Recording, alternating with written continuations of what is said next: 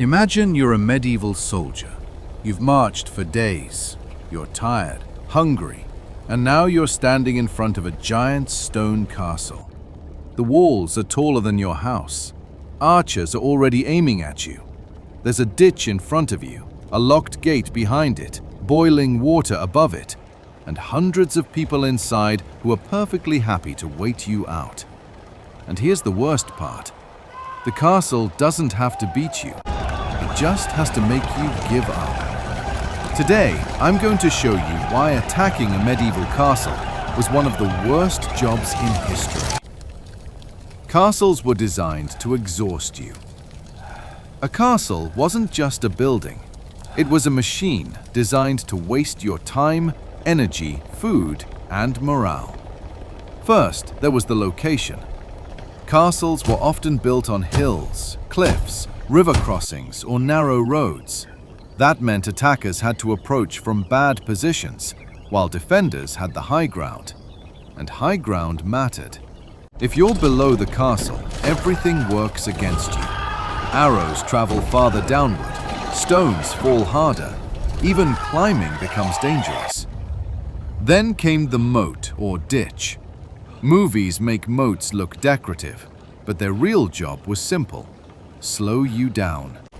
If you were pushing siege towers or battering rams, a ditch could stop your entire plan. You couldn't just roll equipment across broken ground. And while you were stuck, defenders were shooting at you.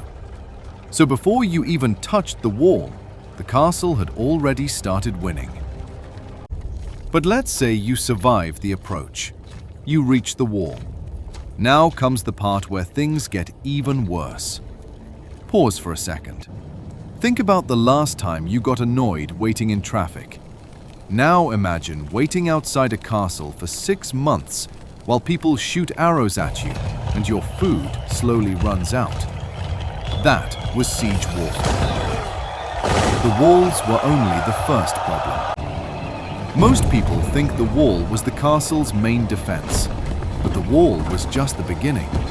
If you tried ladders, you had to climb while carrying armor and weapons, with people above you pushing ladders away, throwing rocks, or stabbing downward. If you tried a battering ram, you had to get close to the gate. That sounds simple, until you realize the gate was usually the most defended part of the castle. There could be a drawbridge, a portcullis, murder holes, arrow slits, and defenders directly above you. A gatehouse was basically a medieval trap hallway. You break through one door, and suddenly you're trapped in a narrow space, while defenders attack from above and both sides. And siege towers? They looked terrifying, but they were slow, expensive, hard to build, and vulnerable to fire.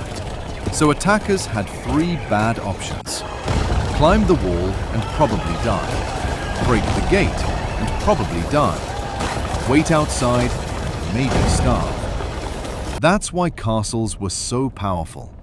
They didn't need one defense. They stacked problems on top of each other. But the most powerful weapon inside a castle wasn't stone. It was time. Here's the weird part. A castle could win a battle without fighting much at all. Because sometimes the best defense was just locking the door. Sieges were about patience, not glory. Most castle attacks were not dramatic movie battles. They were waiting games. The attacking army would surround the castle and try to cut off food, water, and supplies. The defenders would try to survive longer than the attackers could afford to stay. And that's where things got ugly. Attackers needed food too. They needed tents, horses, supplies, clean water, and discipline. The longer they stayed, the more problems appeared. Disease spread. Soldiers deserted. Weather turned bad. Nearby allies might arrive. And every day the attackers waited, the cost of the siege increased. Meanwhile, the defenders had stored food, protected walls, and a simple goal: don't surrender. This is why castles shaped medieval politics. A lord with a strong castle could resist a king. A small force could hold off a larger army. Control the castle, and you controlled the land around it. That's the big idea. Castles weren't just military buildings. They were power made visible. A castle was like having a military base, a panic room, a bank vault, and a government office all in one. That's why losing one was a disaster. So imagine being that soldier again. You're outside the castle. You can't easily climb it. You can't easily break it. You can't easily wait it out. And the people inside know that. That's why castles dominated medieval Europe for centuries. They turned stone into control. They made small armies dangerous. And they forced attackers to fight the castle. Close it now! Push harder! It's moving! Keep going! Inside! All of you now! It's shut! We're secure! So the next time you see a castle, don't think of it as a romantic ruin. Think of it as a giant medieval warning sign. This land belongs to someone powerful, and taking it will cost you. If this made castles finally click for you, subscribe. This channel explains medieval history without the confusing textbook stuff.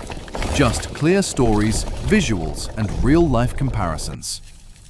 Next, I'll show you how one disaster shattered the medieval world faster than any army ever could. And trust me, if castles represented medieval power at its peak, the Black Death showed how quickly that entire system could collapse.